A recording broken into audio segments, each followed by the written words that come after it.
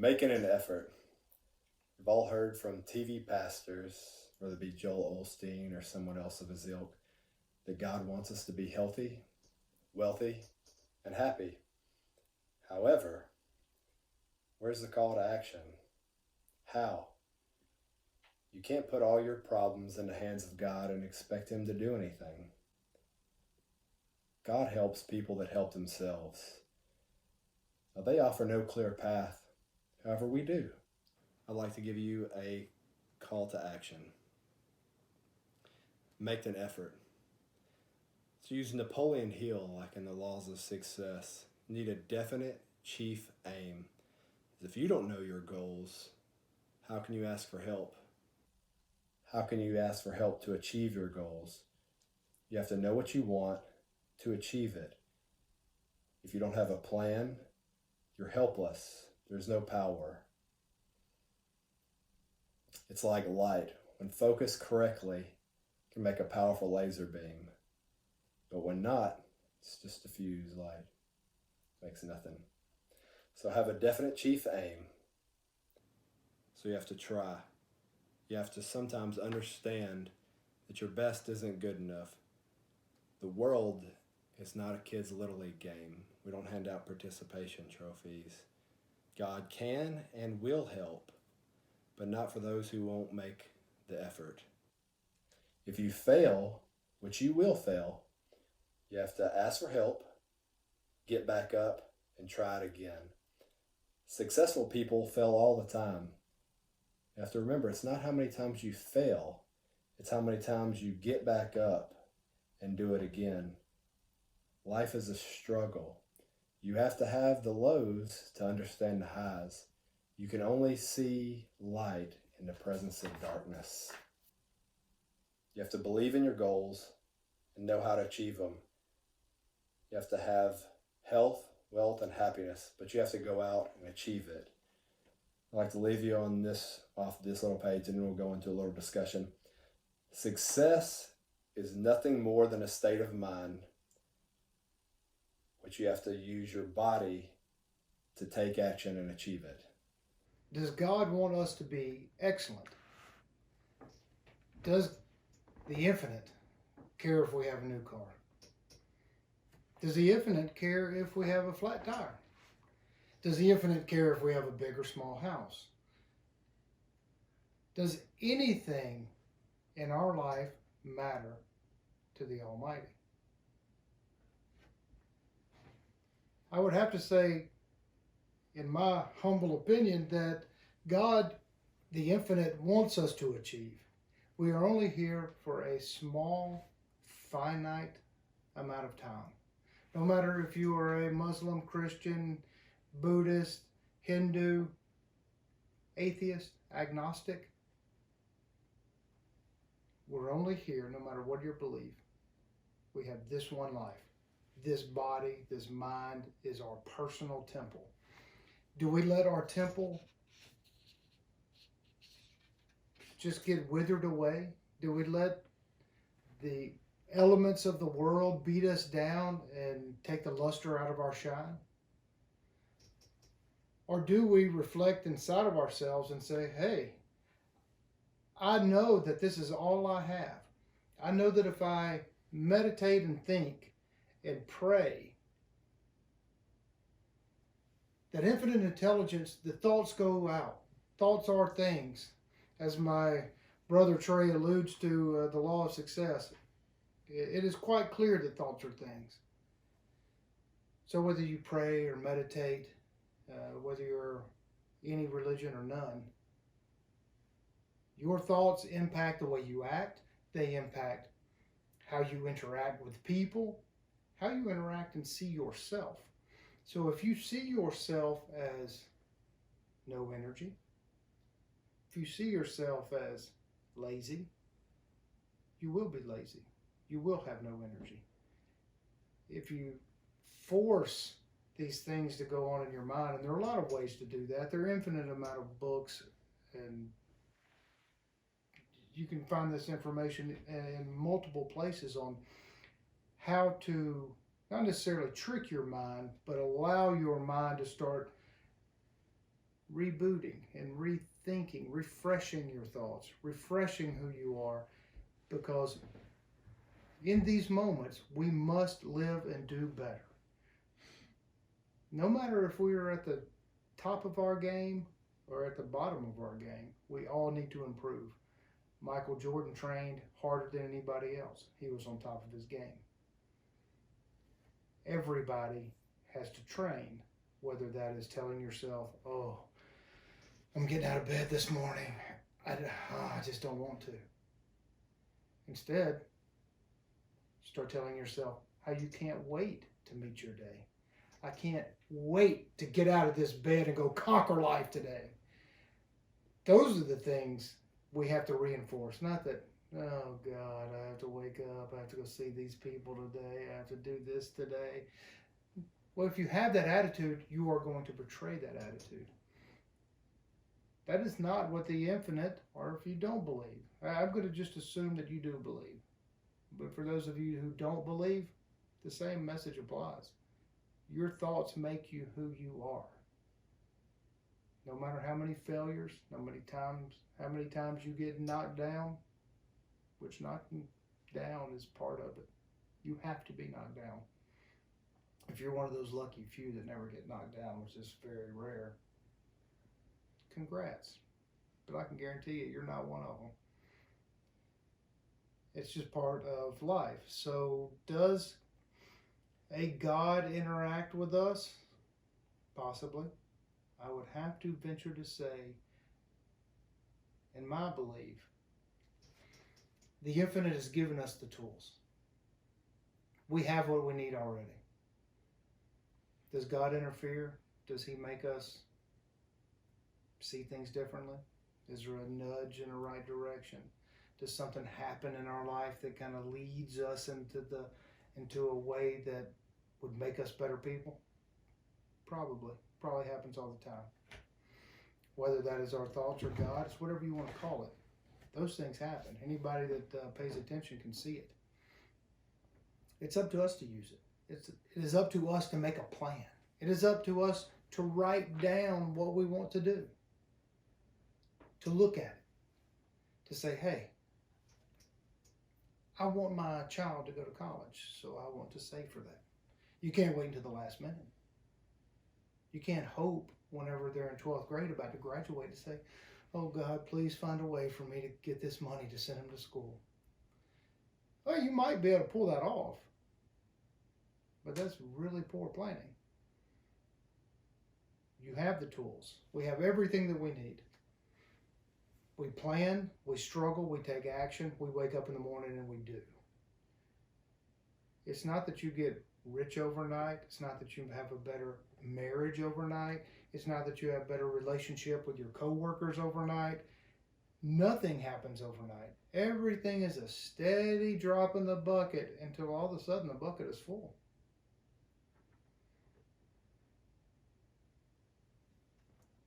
With everything that we have, with all the tools that we have, we can do and be whatever we set out to be in most cases. I mean, some of us are just physically impaired where we can't go dunk. We can't kick a football through a goalpost. Some things we just can't do. But you don't know until you try, until you do everything possible to make it happen. Figure out the few things that you really like to do and make a plan to do them. Sitting down and meditating and praying about it is not going to get you there. There are many people that go, oh boy, I just got cancer. I just got laid off. I just got, there's a million problems that happen with every one of us every day. Instead of figuring out solutions, they just sit and pray and hope everything gets well. Well, the infinite may want us to pray and to meditate.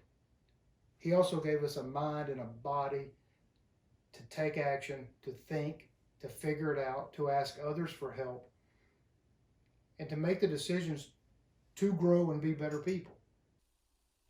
That's good. I like one of the things that you said about planning, and nothing happens overnight. Most of you people don't know, but we're both married, Kevin and I. And my wife and I have been married for going on 10 years now. When we first got married, the very first night we got married, we sat down and I said, if you have kids, then we need to go ahead right now and start planning to give them inheritance or a college education or whatever that might be. And that night we said every day each of us will give $1 a day and put it into a savings account. And at the end of the year, if you have a little bit more, you add a little bit more and you make a CD. Well, it doesn't take very long. You know, you're 10, 15 years in. Well, you've got 10, 15, 20, $30,000 saved up. It was $1 a day. Now, when you think, what do you spend $1 a day on? I mean, do you miss that dollar? No, no one misses $1 a day. What is that, a Coke? One Starbucks, that's almost $6. Well, that's $1 a day. Just take that off and skip it. And before long, when they turn 18 or 21, if you want to give them a pre-inheritance, well, they can buy maybe a house. They can start a business with that money, or it can go a long way towards anything. But it doesn't happen overnight. But those small little drips. Now, nothing happens overnight, and you touch on the subject that whenever you talk about planning and you say, the first thing that came to my mind was you and your wife said, we are married today. We should plan for the future. We are probably going to have children, at least one. And so you start saving every day. One thing that God gave us, the infinite, was the power to think, the power to be critical in how we do things, to be prudent. So to be prudent when we say CDs, we not only make a plan, your plan has to adjust with what is happening around you, what is going on. Because my first thought was, we're not a financial channel. So whenever you say CD, well, right now America is basically at zero or negative interest rates. You're paying a bank to put your money there. Whenever those type of things happen, you adjust your plans accordingly to make it work the best way you possibly can.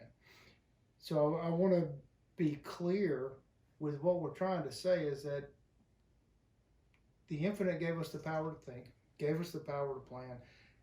He did not give us a set of stones, and my name is not Moses, so I'm not chiseling something down in rock.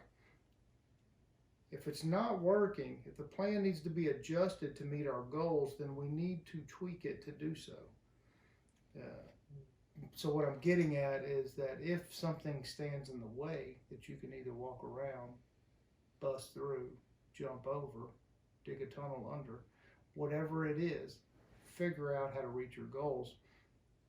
Most people in today's environment think, golly, if I save, I'm losing money. Well, that's not exactly what we're saying. We're saying figure out how to make your goals work for you. Yeah, because that goes back to what we said earlier, is that you will fail, but you have to adjust and adapt to those situations. So if the CDs aren't working, well, maybe just put the money under a mattress, but you set that money aside. No matter what it is, you set it aside. We say that you have to make that effort.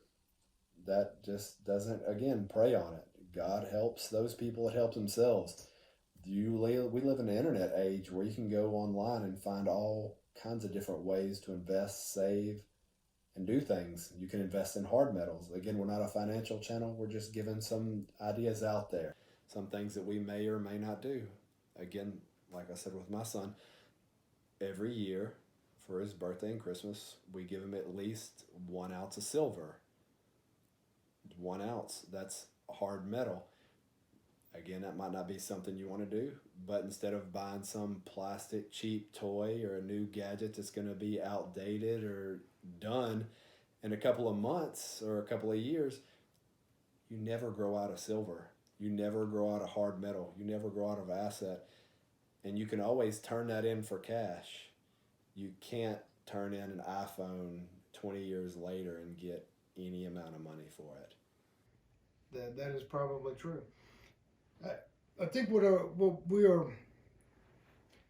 what we are boiling this down to is that in order to be the best we can be as humans, we need to think about our actions every single day. We cannot live into the future and worry about things that might happen, probably won't happen. We need to live in the present. We need to realize that every day is just one more step to where we want to go.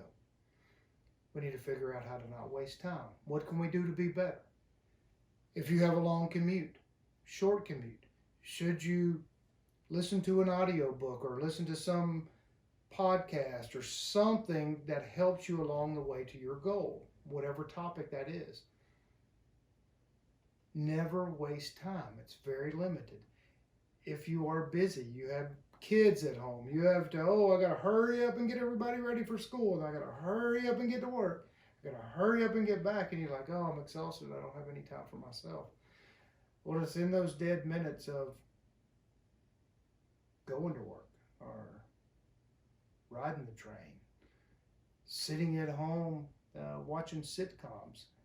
Everybody needs a break. But most people have time, a little time, to take that step towards where they want to be. Time is our greatest asset, and it's diminishing every single second.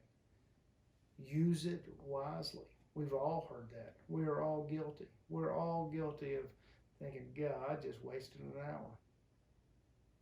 I just wasted 30 minutes. There's always better things that we can be doing. And if we don't look and examine ourselves, nobody else is going to do it for us. We're not going to sit at the end of the day and pray or meditate and hope that some divine intervention comes down and says, oh, Kevin, you should have not wasted that time. Nobody's going to do that. It requires inner searching, inner thinking, critical thinking to go, okay, I could have done a little bit better today. I could have. So tomorrow, you do. You incrementally make those steps to make your life better, and that will happen. That is the point of today's brief conversation, is that does God interfere with our daily lives? Probably. Is God going to instantly drop $1 million in your lap? Probably not. Is God going to buy you that new house that you might need? Is God going to give you a new car because your car's falling apart? Probably not. You have to figure out things in life on your own, which we all know that. It stresses us out. And then we start thinking about, oh gosh, what if I can't do this? What if I can't do that? And we start living in a state of mind that is not the present. That is what we cannot do. We need to live in the present, figure out how to make life work for us. There are a million books on how to do that. I suggest you search for some and figure it out. I've had to do it for myself many, many times.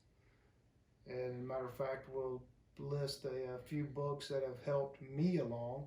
Trey has a series of books that have helped him along. We have to spend a little time reading a page or two a day. You can always find time. There are many times when you're alone in private, and we all know some of those places where you happen to be alone in private at. You can find time to read a page. Just do it. Well, going to one of those things where you said God won't necessarily help you, or the powers that be won't help you buy that new car or things. That goes back to what we were talking about. You have to make the effort. You have to put yourself out there. Now, the powers that be, the universe, whether you believe in God or any of the other thousands of gods out there, no matter what your religion is, the power of prayer, you put yourself out there and you can be helped in mysterious ways. I always like Napoleon's thought on luck. Luck is when preparation meets opportunity. And you have to seize those things. And those powers that be, the universe, if you're not putting yourself in those situations, you're not putting yourself out there to be helped. So if you're not making that effort to go out there and strive on your own to get that car, the universe or God or nothing is going to come and intervene and just drop it in your lap. But if you go out there and make those efforts to try and do, you can have whirlwind luck or things that come and put themselves in your path, opportunities. It's like the lottery. You can't win the lottery if you don't buy a ticket. And if you're not putting yourself out there, you're not buying a ticket for those things. Well, thank you guys for joining us today. Please subscribe. Please come by and see us. It means a lot to us. We hope that you gained something from our brief discussion here with my brother. Join us. Come back and see us.